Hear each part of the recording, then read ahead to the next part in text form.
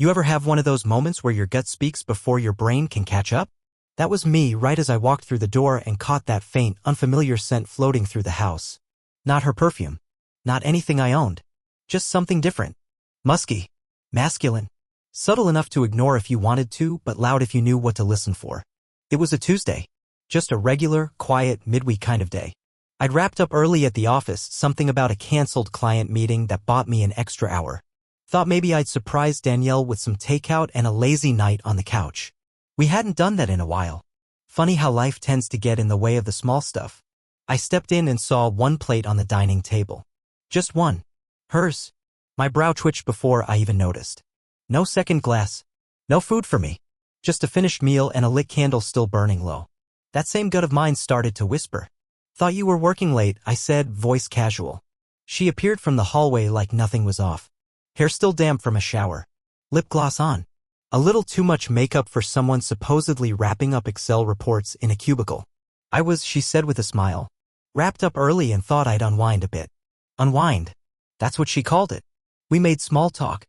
I asked about her day. She gave the kind of answer that sounds normal unless you really listen. Pauses where there shouldn't be any. Too many details in the wrong places.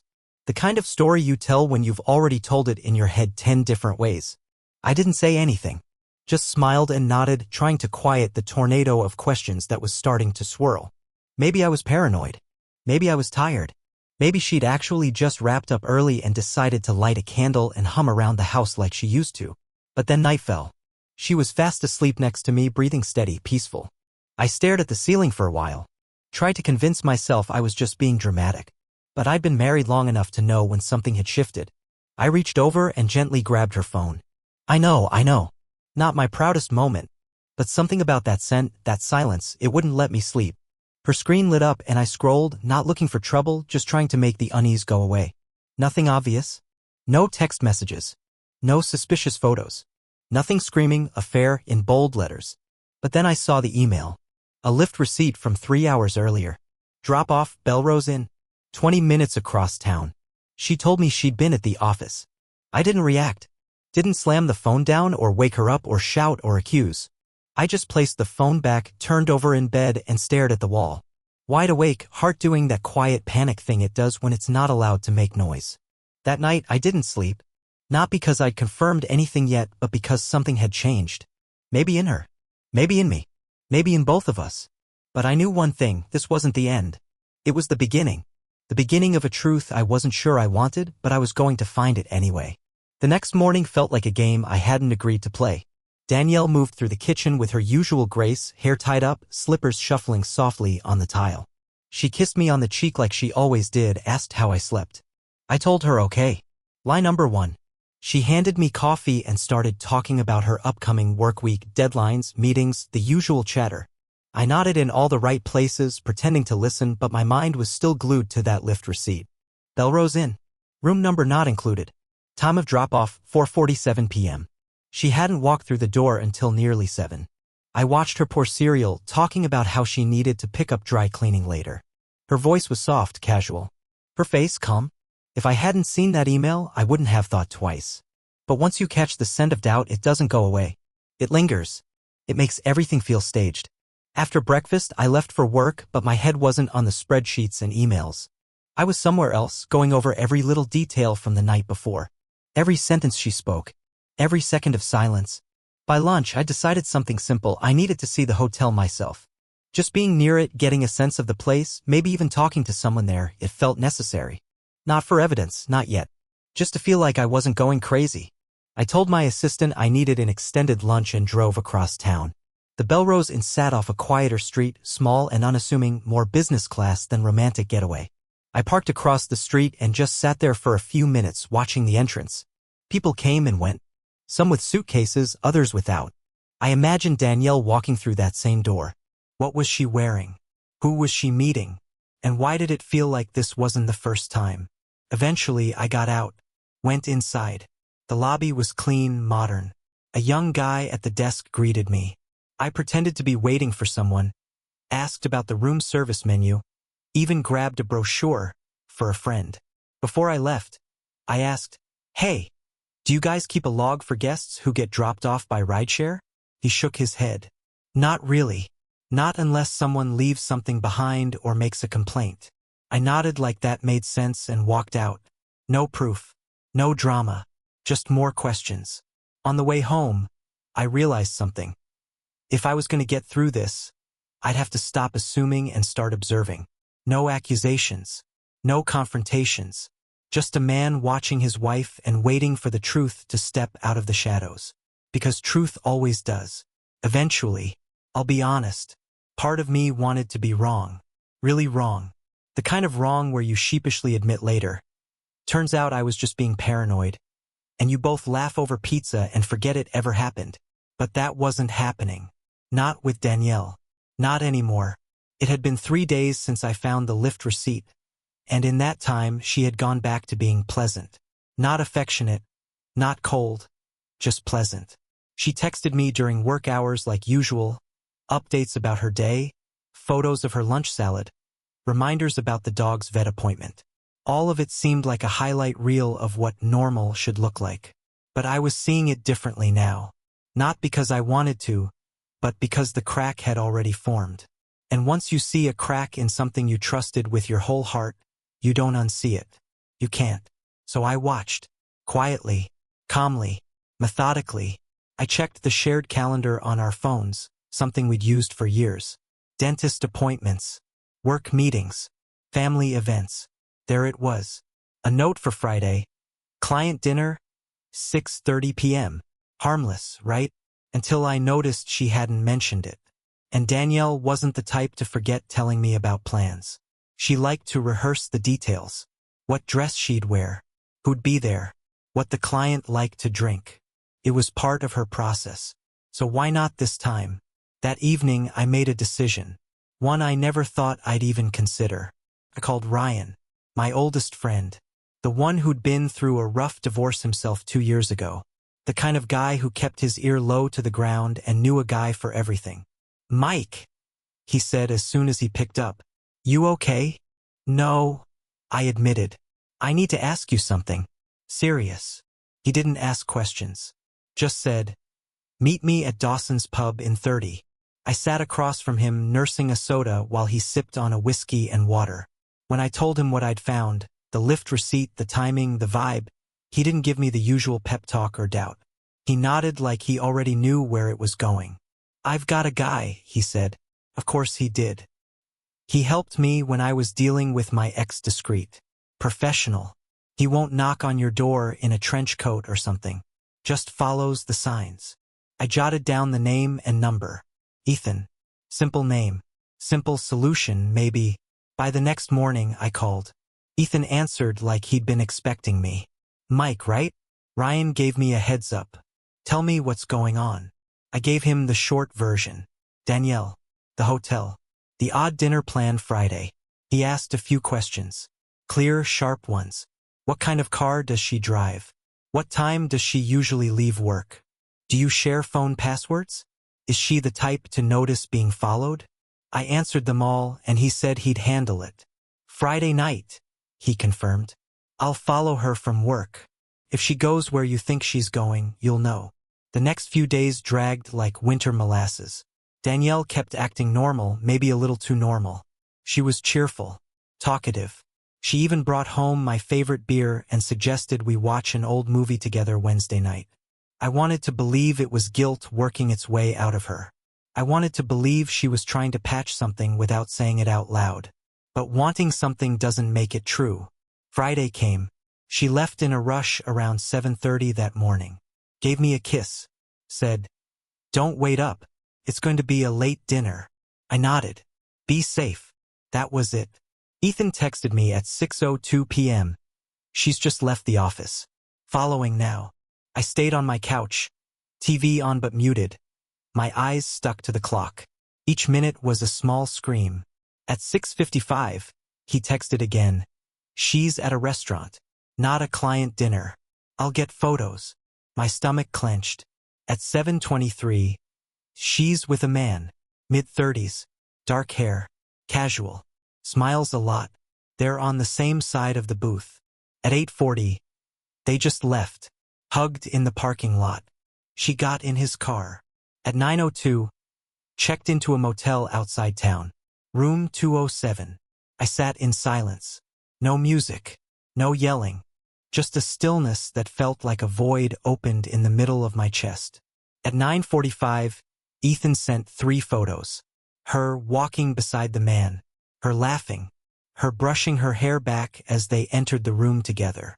And just like that, all my maybes became definitelys. I didn't cry. I didn't punch anything. I just sat back, closed my eyes, and let it wash over me. Truth, I've learned, doesn't scream. It whispers. And when it finally gets loud, it doesn't feel like fire. It feels like ice. I texted Ethan back, "Thank you. Let me know your fee." He replied instantly, "Ryan already took care of it. Call me if you want the full report." I put my phone face down on the coffee table and sat in the quiet. Danielle wouldn't be home until morning, and for the first time in a long time, I was glad she wouldn't be. This was no longer a question of if. It was a question of what next. And I wasn't going to rush that answer. I was going to take my time, because the storm was coming. And this time, I was going to be ready for it. Danielle came home the next morning just before 9 a.m., humming to herself like she'd been on a retreat and not wherever she really had been. I was at the kitchen table, sipping coffee, the paper folded neatly in front of me even though I hadn't read a single word. When she walked through the door, I didn't flinch. I just watched her. "Morning," she said, voice sweet, a little sing-songy. She even leaned down and kissed my cheek. "Sleep okay?" I asked, neutral as a flatline. She replied. "Hotel bed wasn't bad. Just tired, you know?" I nodded slowly. "Long night." She paused. Just half a second. "A little." The client had more questions than expected. Then traffic on the way back. There it was, the script. Memorized. Practiced. But you always feel the wobble when someone's balancing on a lie. It's in the blink. The shift in tone. The way they don't quite meet your eyes. "You missed a good game," I said, referencing the basketball match I'd pretended to watch. "Overtime. Real nail-biter."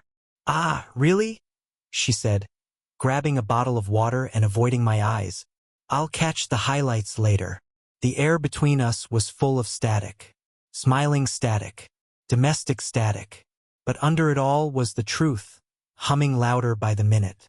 She had no idea that I knew, that I'd seen the photos, that I had the room number, that Ethan had captured every moment. I didn't confront her. Not yet. I wasn't ready for that storm. Not until I'd figured out what I wanted to do with the pieces of my life she'd cracked wide open. So instead, I did something else. I started cleaning the garage. Not out of impulse, but intention. I needed a place to think. Somewhere that smelled like sawdust and motor oil instead of perfume and betrayal. I pulled out old boxes, rearranged shelves, and cleared off my workbench. It felt good to take something chaotic and make it orderly. And somewhere in the quiet, surrounded by tools and silence, a plan started to form. That night, she suggested we go out to dinner. Said she felt bad we hadn't had time together lately. Said she missed us. I agreed. We went to our usual spot. Quiet, low lighting, familiar menu. The same waiter, the same wine. And the same routine. Smiles, surface talk, memories wrapped in napkins. "I've been thinking," she said over dessert. "We should take a trip. Just the two of us. Clear our heads. Recharge." I looked up at her. She meant it. At least a part of her did. The part that remembered the man she married. The part that maybe still believed we had something worth saving. "Where to?" I asked. She shrugged. "Somewhere quiet. The mountains, maybe." I nodded. "We'll talk about it." That night, after she fell asleep next to me. Peaceful, trusting. I opened the drawer of my nightstand and looked at the manila envelope I'd tucked there. Inside, photos, printouts, room confirmation, everything Ethan had given me. I held it like it weighed something, because it did. I was holding the end of the story I thought we were writing, and I wasn't sure if I was ready to turn the page. Sunday morning came with the sound of birds outside and the smell of fresh coffee Danielle had started brewing. A normal day, dressed in normal routines, trying its best to pass for something genuine. But for me, Everything had shifted. Even the coffee tasted different, bitter in a way I couldn't fix with cream or sugar. I sat across from her at the breakfast table, watching the way she stirred her spoon in small, precise circles. She used to sing in the mornings, a soft hum. Now it was silence or surface talk.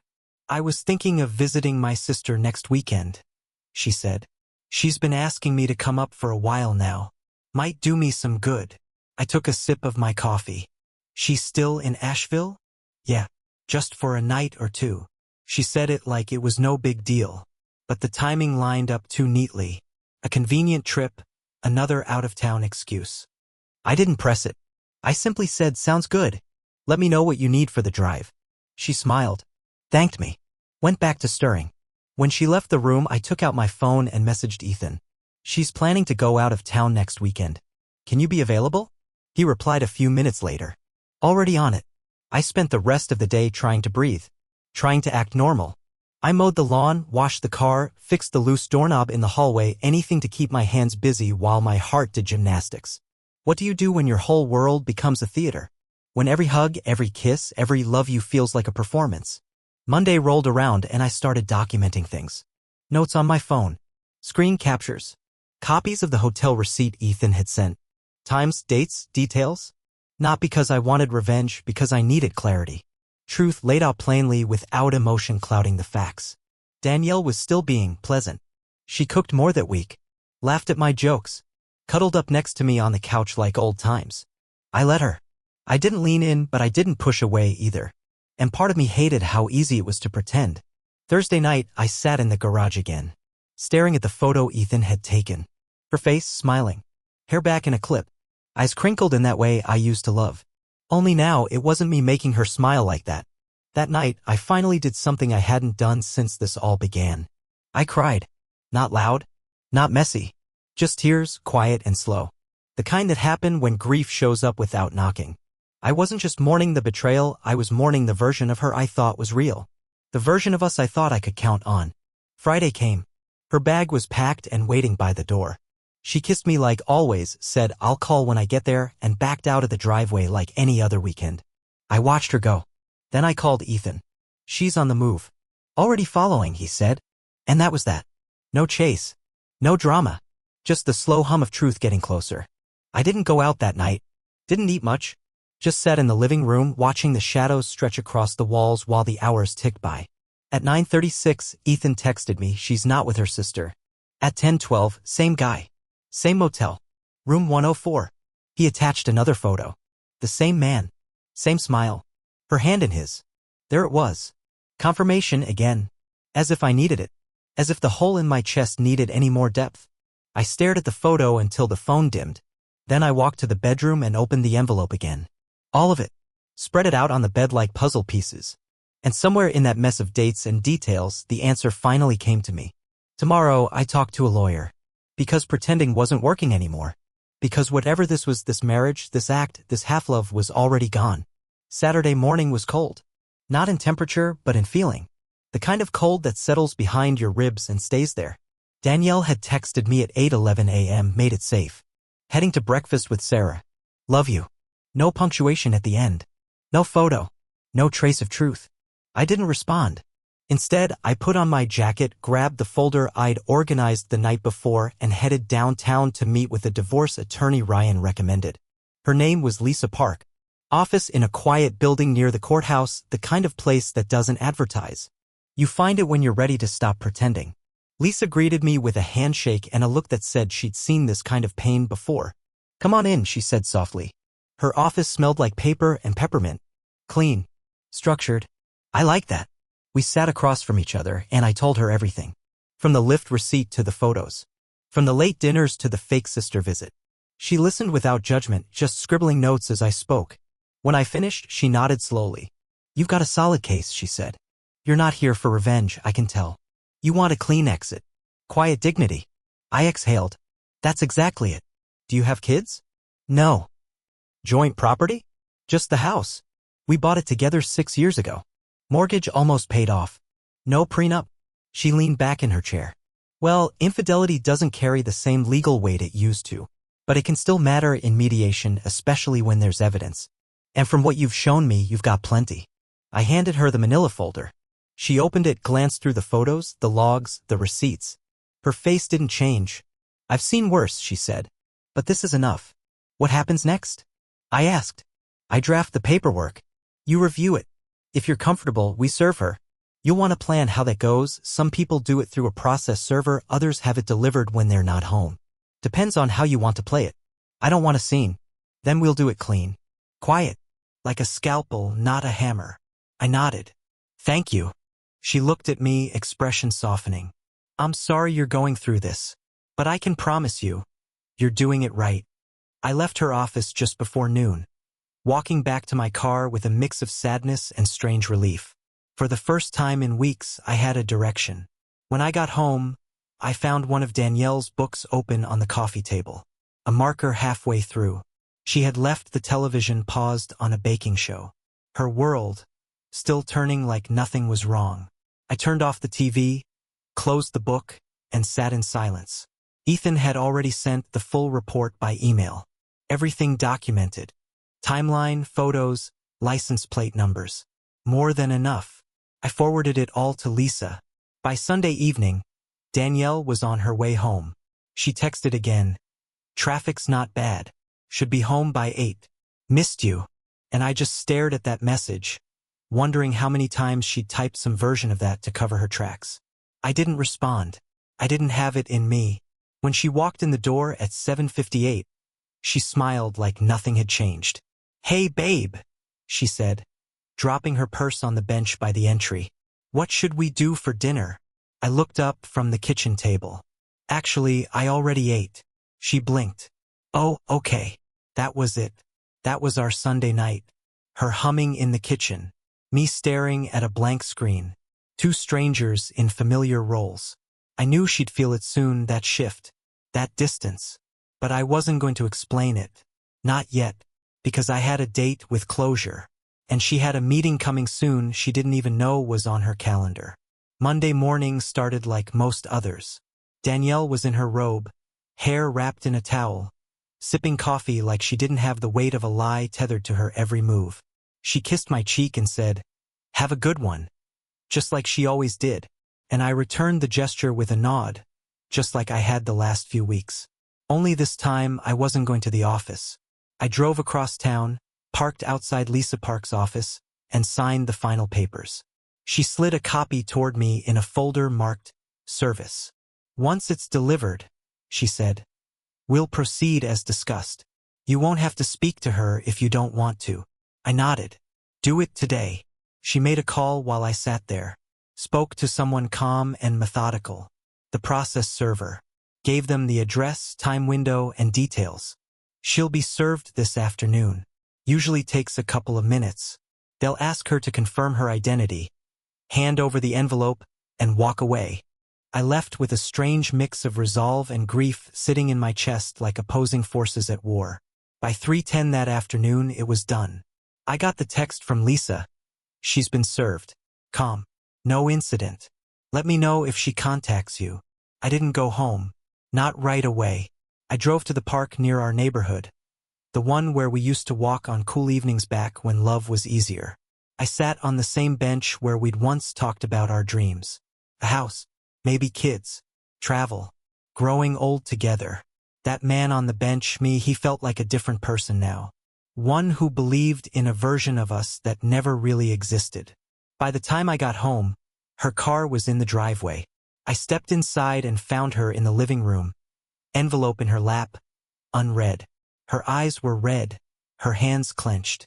You knew, she said quietly. I nodded. For how long?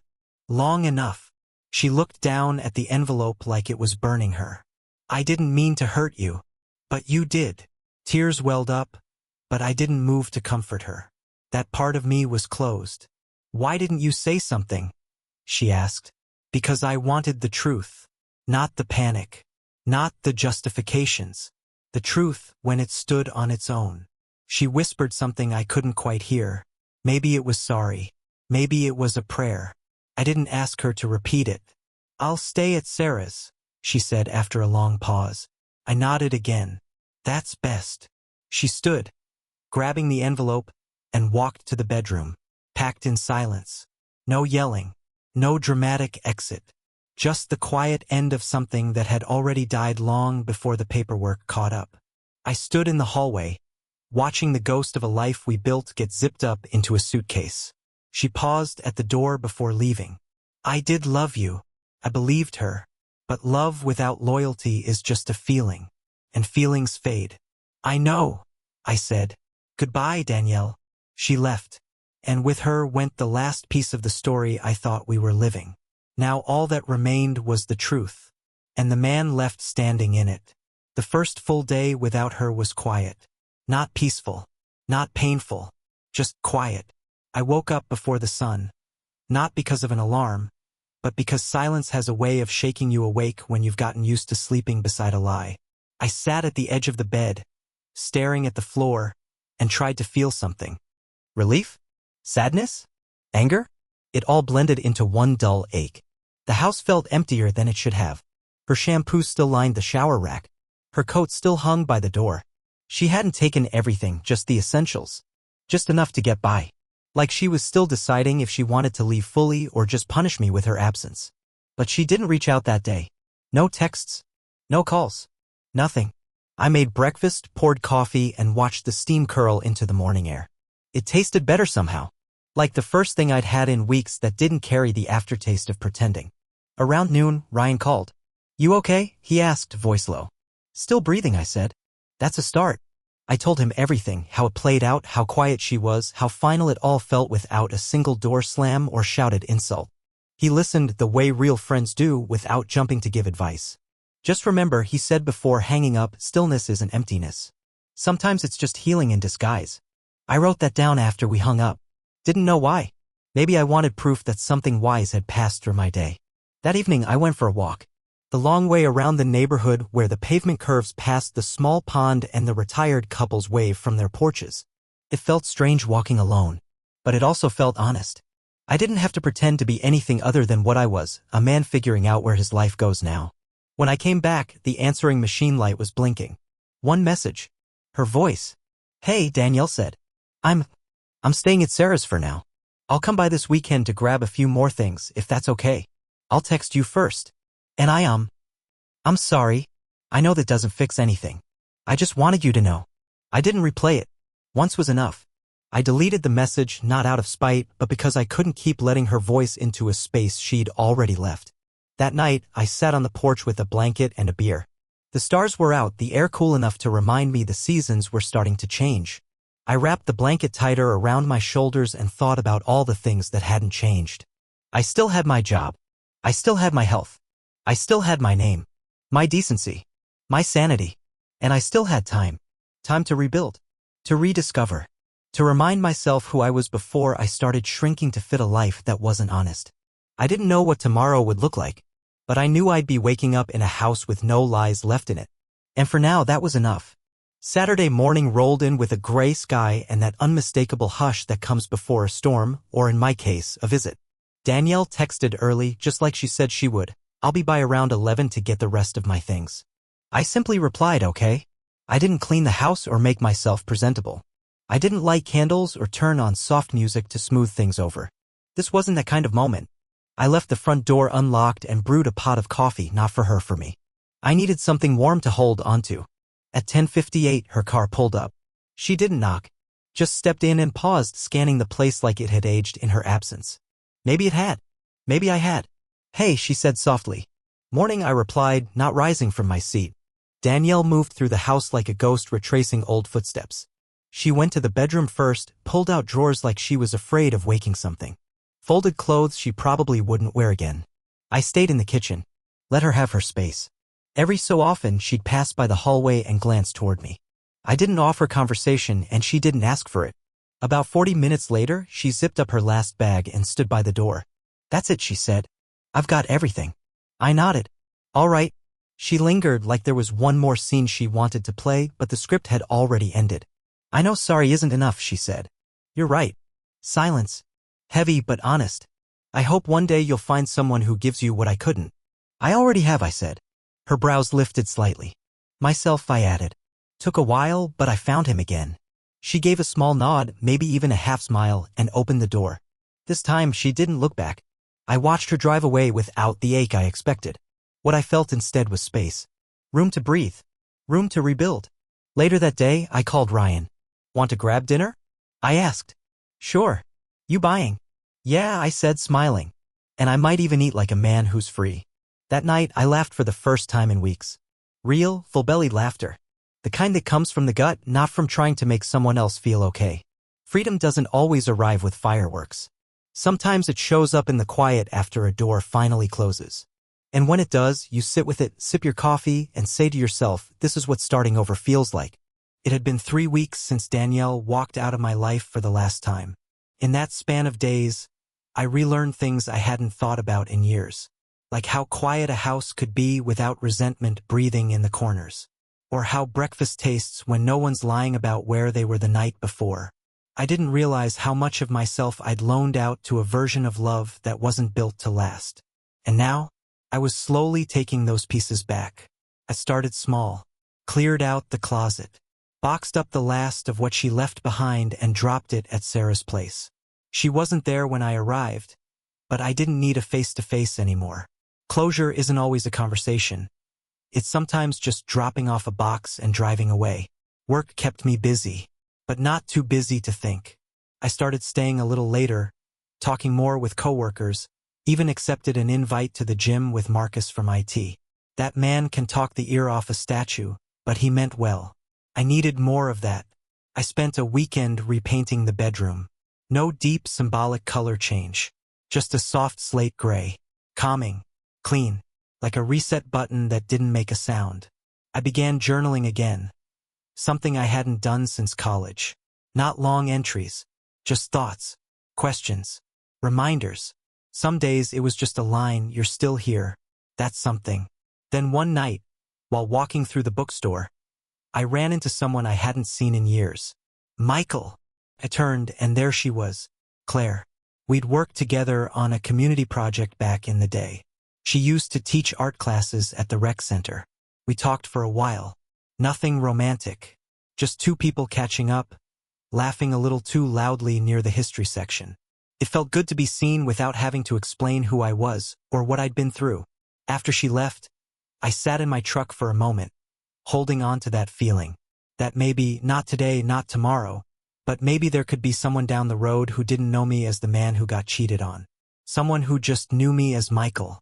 I went home, lit a fire, poured a drink, and watched the flames flicker. I wasn't angry anymore. I wasn't numb either. I was something in between. Solid. Settled. And that night, before I went to bed, I wrote one last entry in my journal. You didn't break. You bent, you bled, but you didn't break. That's what strength looks like. And it was. The story didn't end with heartbreak. It ended with a man who remembered who he was. And he liked that man just fine.